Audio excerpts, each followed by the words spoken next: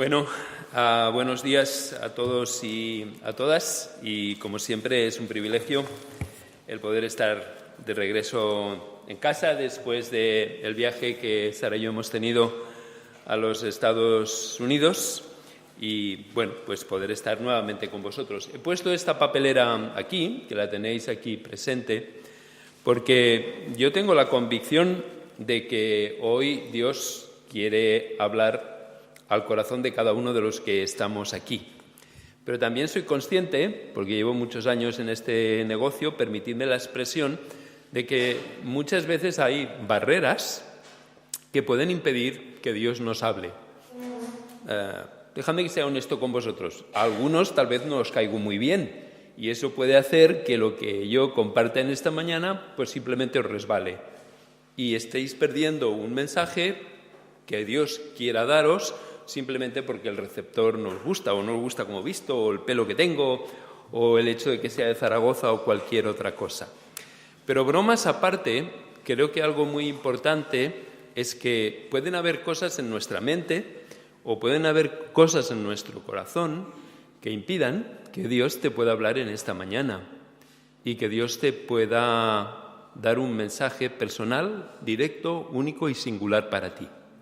Y yo he puesto esa papelera porque me gustaría pedir que pudiéramos tener todos ahora un momento de reflexión a nivel personal y a nivel individual. Y el objetivo de este pequeño tiempo es sacar a la superficie aquello que puede impedir que hoy Dios te pueda hablar, que hoy Dios te pueda ministrar, que hoy Dios se pueda encontrar contigo. Que podamos tener un momento de silencio en que podamos entrar en contacto con nosotros mismos y podamos identificar qué hay en nuestro corazón, qué actitudes, qué motivaciones, qué situaciones que pueden impedir que Dios hoy te hable. Y yo te pediría que las reconozcas, que las identifiques y que mentalmente las tires a esa papelera, ¿verdad? Y a lo mejor a lo largo del sermón que hoy voy a compartir con vosotros vas a tener que tirarlas más de una vez a la papelera, porque hay cosas que son recurrentes. ¿Sabéis lo que quiero decir, verdad? Me explico con suficiente claridad. Son recurrentes. Por eso hoy quiero dejar esa papelera para que simbólica y mentalmente tomes cualquier cosa que pueda impedir que Dios hable a tu vida hoy y la tires ahí. Y lo tires tantas veces como sea necesario. ¿De acuerdo? Vamos a tener este tiempo a nivel personal y a nivel individual de reflexión, de contactar con nosotros mismos, de ver qué hay en nuestras vidas que puede impedir que Dios nos pueda hablar en el día de hoy. Y después yo empezaré con el sermón.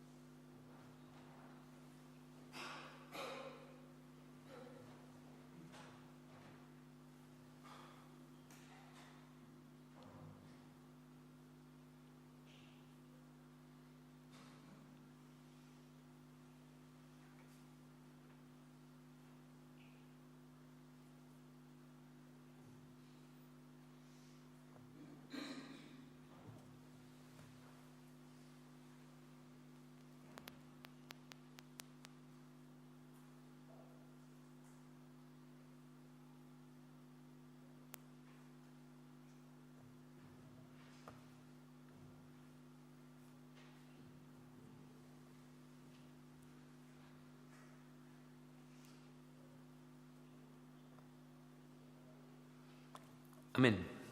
Bien, vamos a ver si me aclaro cómo funciona esto.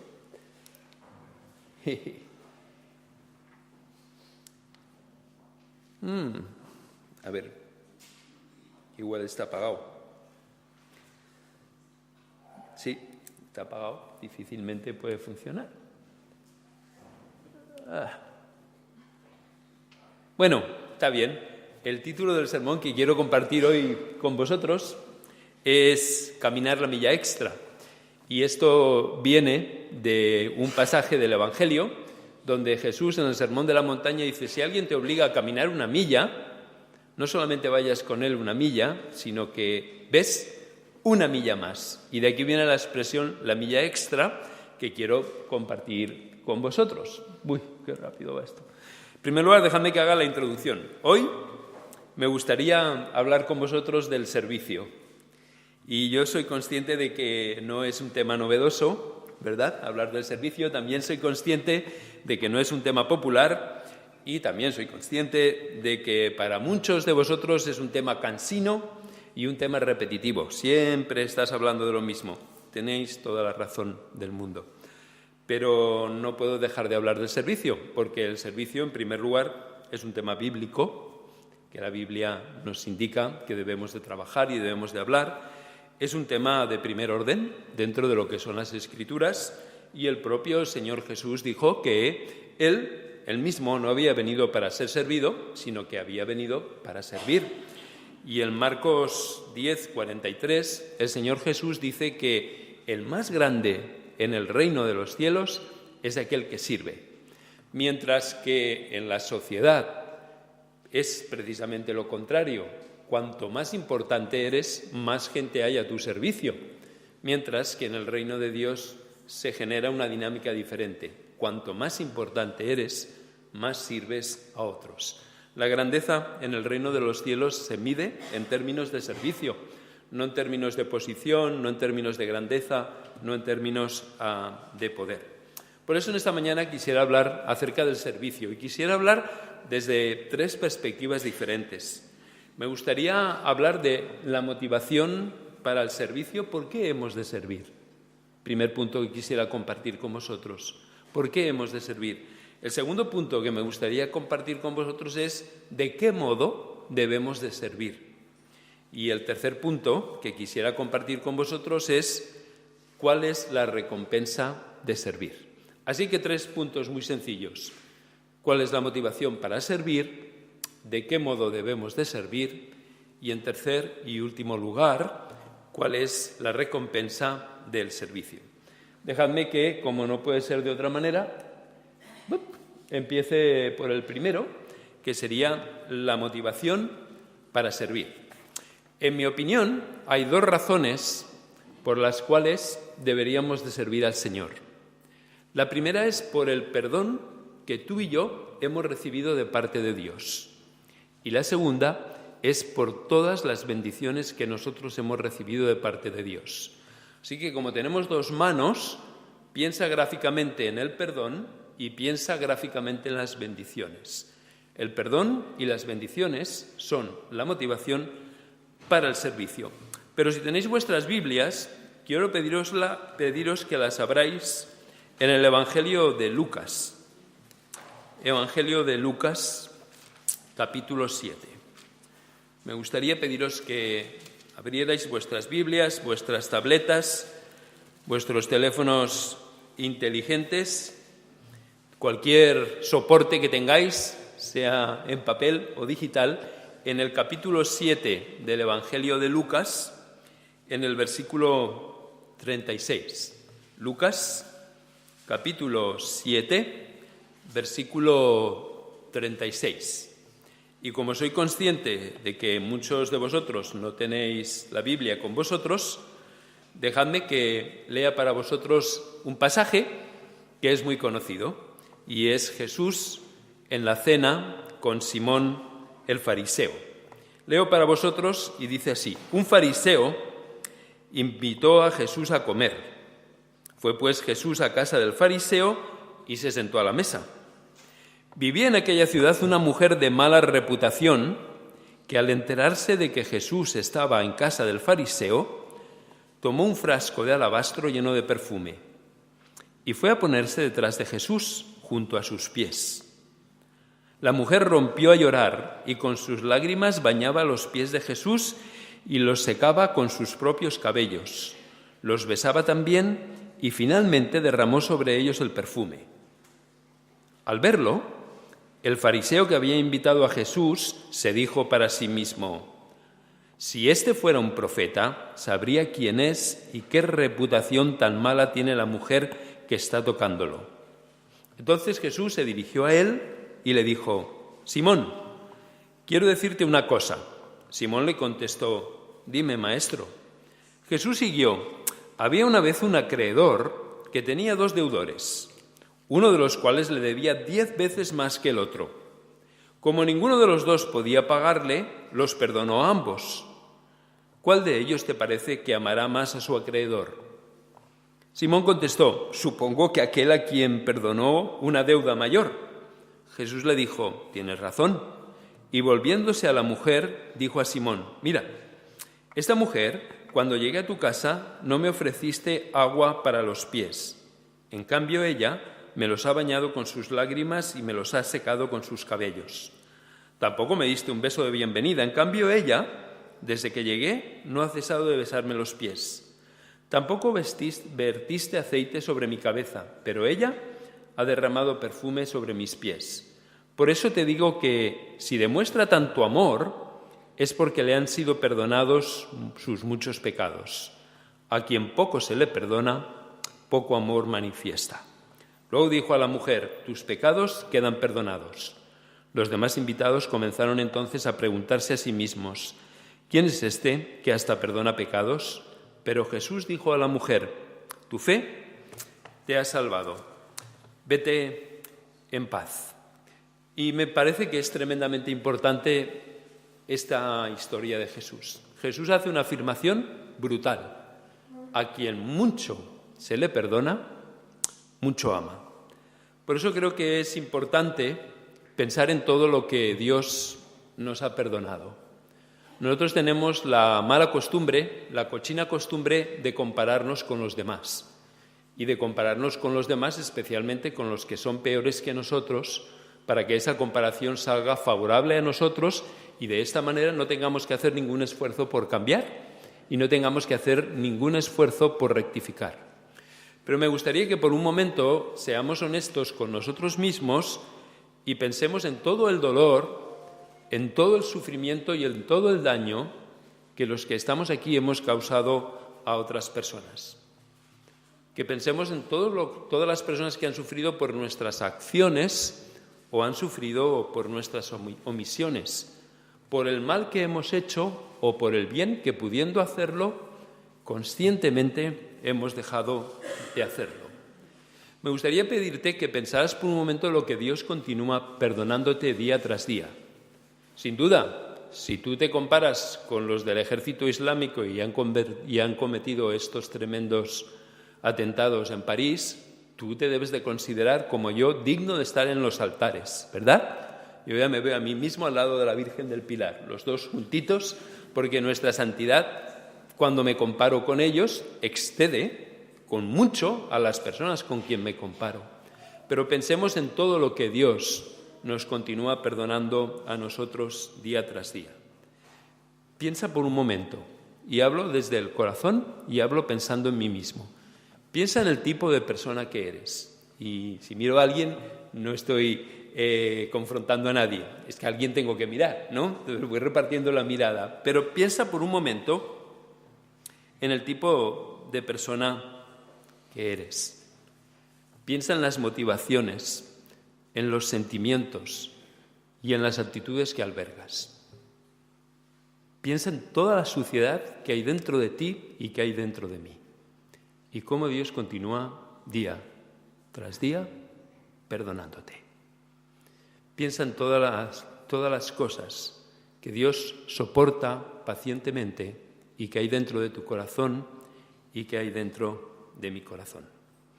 Muchas veces, y a fuerza de repetirlo, puede haber perdido el valor. Muchas veces yo os digo que no podemos y no debemos de olvidar nunca que todos y cada uno de los que estamos aquí, sin excepción, somos una cuadrilla de sucios miserables. Que ninguno de nosotros merece tener una relación personal con Dios. Y yo os digo que hemos de no olvidar nunca que somos miserables, que nunca hemos de olvidar toda la suciedad y toda la inmundicia que Dios nos ha perdonado. No lo digo para, de una manera enfermiza, fustigarnos, machacarnos y de una manera enfermiza siempre condenarnos y echarnos más y más porquería encima. No, eso es enfermizo, eso es disfuncional. Pero sí lo digo para que de una manera saludable nunca olvidemos de dónde venimos quiénes somos y lo que día tras día se nos perdona. Yo no digo que recuerdes tu miseria para hundirte más y más y más. No, pero no olvides tu miseria para que tu corazón no se vuelva un corazón endurecido y un corazón falto de agradecimiento. Es muy importante que tengas conciencia de cuán sucio y de cuán miserable tú y yo somos para que eso nos mantenga de una manera saludable agradecidos al Señor por su amor, por su perdón y por su aceptación incondicional. Porque ¿sabes qué? A quien mucho se le perdona, mucho ama. Y tal vez nuestra falta de agradecimiento, tal vez nuestra falta de satisfacción con lo que Dios ha hecho con nosotros puede venir derivado de que ya hemos perdido conciencia de quién somos, de que tenemos una actitud de justificarnos, tenemos una actitud de frivolizar o de racionalizar nuestra miseria, nuestra porquería y nuestra suciedad.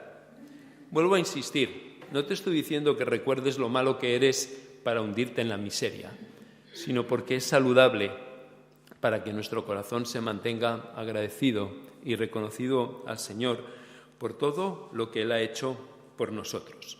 Dice Jesús, a quien mucho se le perdona, mucho ama. Y Jesús dice, si me amáis, obedeced mis mandamientos. Y nuestro servicio al Señor, nuestro servicio a un mundo necesitado, nuestro servicio a la comunidad es una evidencia de nuestro amor por Él. Y nuestro amor por Él es una evidencia de cuánto valoramos el perdón que el Señor nos ha dado y nos ha concedido. Recordáis que estamos hablando de la motivación para el servicio y yo os decía que había dos motivaciones, el perdón y el otro eran las bendiciones que hemos recibido de Dios.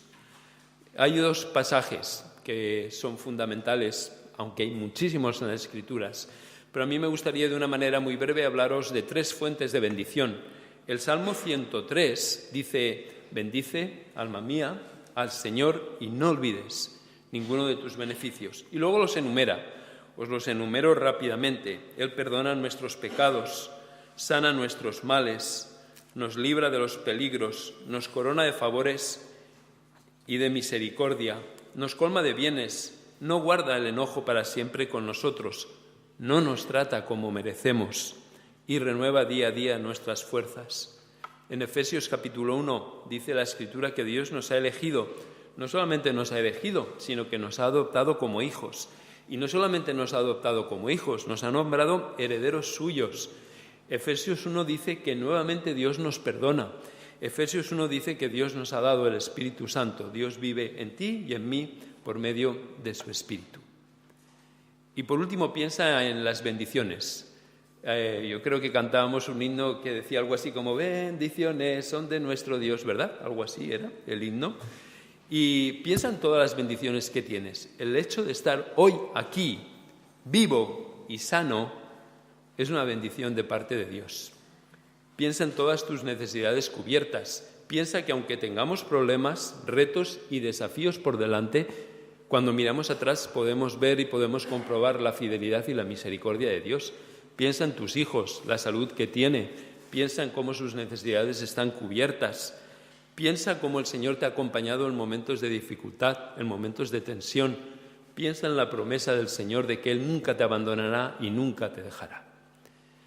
Esto es lo que nos motiva al servicio. Nos motiva al servicio el ver cómo Dios ha podido amar a un miserable como tú y como yo, y nos motiva al servicio el pensar en todas las bendiciones que día tras día el Señor nos continúa dando. Por eso queremos servir al Señor. Por eso queremos pagarle de alguna manera lo mucho que Él nos ha dado y nos continúa dando día tras día.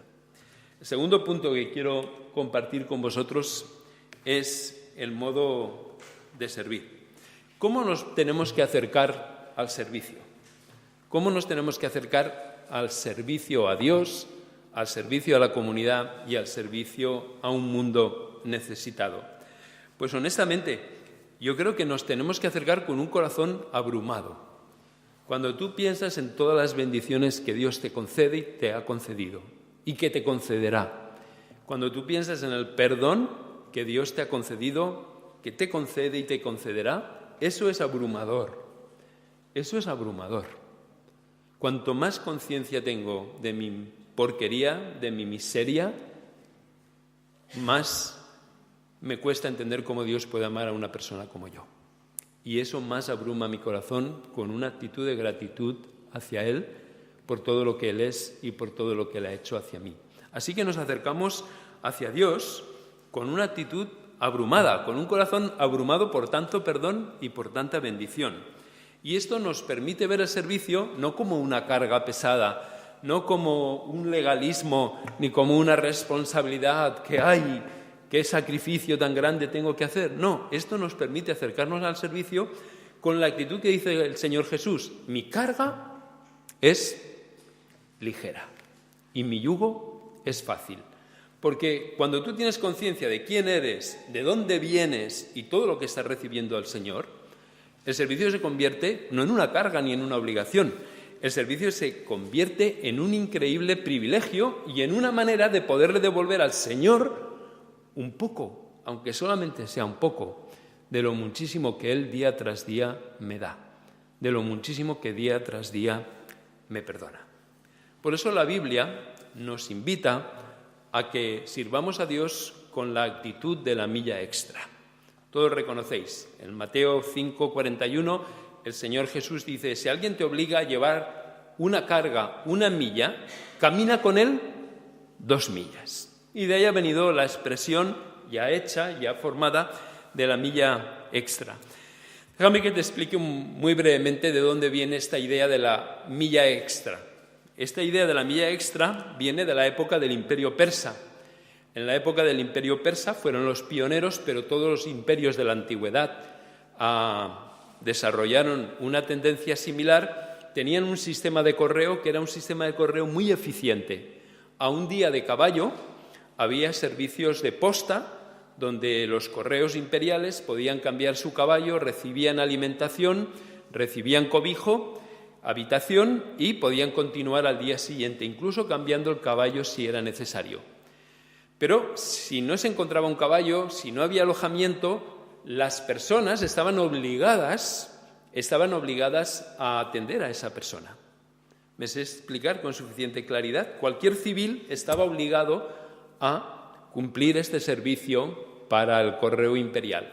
Esto pasó a otros imperios y los romanos tenían precisamente esta ley que aplicaba a las poblaciones que ellos habían ocupado, y era la ley de la milla extra. Cualquier soldado romano tenía el derecho de pararte y decirte: tienes que llevar esta carga por 1 milla. Y lo que Jesús está diciendo que es, cuando te piden que lleves 1 milla, que es la obligación, que es lo legal, que es la responsabilidad, que no estás haciendo nada del otro mundo porque es lo que te toca por ley, tú, porque eres seguidor mío, vas a ir más allá y tú vas a caminar la milla extra. Me he sabido explicar con suficiente claridad. Por eso recordáis que en los evangelios, cuando Jesús lleva la cruz y ya no puede con más, con el peso, y el peso le abruma, ¿qué es lo que hacen?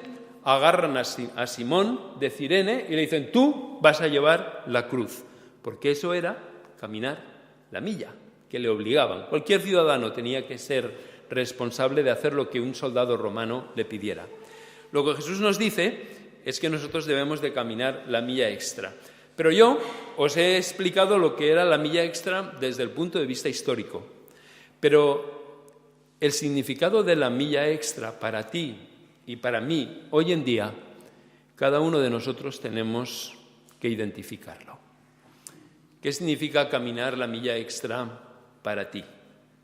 ¿Qué significa caminar la milla extra que el Evangelio pide para ti? Pensando en esta motivación de la que hemos hablado, de que hemos sido perdonados y hemos sido bendecidos. Yo creo que para algunos de nosotros la milla extra es dar, ¿verdad? Para algunos de nosotros tal vez es dar dinero, dar tiempo, dar compromiso, dar de nuestras vidas, dar más de lo que tal vez estamos dando. Para otros tal vez la milla extra tiene que ver no tanto con lo que das, sino con la calidad de lo que das. Con la calidad de lo que das, con la excelencia, con devolverle a Dios lo que hago buscando la excelencia en todo lo que hago, en cualquier servicio a la comunidad, en cualquier servicio a Dios y en cualquier servicio al mundo necesitado. Porque devolviéndole a Dios con excelencia y con calidad, estamos caminando la milla extra que viene de un corazón agradecido y que viene de un corazón reconocido por el perdón y las bendiciones. Para otros, tal vez está relacionado con la motivación de lo que hacemos. Para unos es empezar a hacer, para otros es buscar la excelencia en lo que hacemos. Y para otros la milla extra tal vez tiene que ver con lo que te motiva, con tus motivaciones, con tus actitudes. Para otros tal vez es empezar a caminar, ya no la milla extra, sino la milla requerida y la milla exigida. Tú sabrás.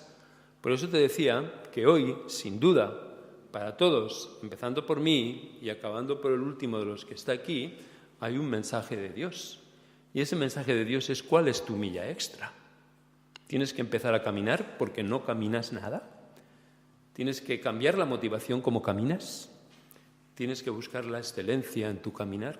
Tú sabrás. Eso es una cosa entre el Señor y tú. Pero que hay una respuesta que darle a este mensaje de parte de Dios el día de hoy para ti, de caminar la milla extra, en esto no hay la más mínima, ¿cómo se dice? Duda, exacto, se me faltaba la palabra. Cada uno de nosotros hemos de averiguar cuál es nuestra milla extra. Dice la Escritura: si oyeres hoy la voz de Dios, no endurezcas tu corazón. Dice la Escritura: mis ovejas, nosotros, oyen mi voz y la reconocen. Y yo creo que Dios quiere hablarte en esta mañana sobre tu milla extra. Y hay cosas que lo pueden impedir. Tal vez yo puedo ser una razón por la que no puedas oír la voz de Dios, por tus actitudes, por tus motivaciones, porque no hay química conmigo. Pero escucha la voz de Dios, no me escuches a mí.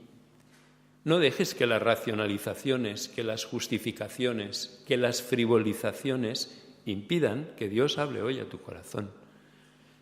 Muchas veces lo he dicho en plan de broma, hoy te lo digo muy seriamente. Si Dios pudo hablar a través de la burra de Balaán, puede hablar a través de mí, todo, y que yo soy consciente de no ser digno de ser un mensajero de parte de Dios.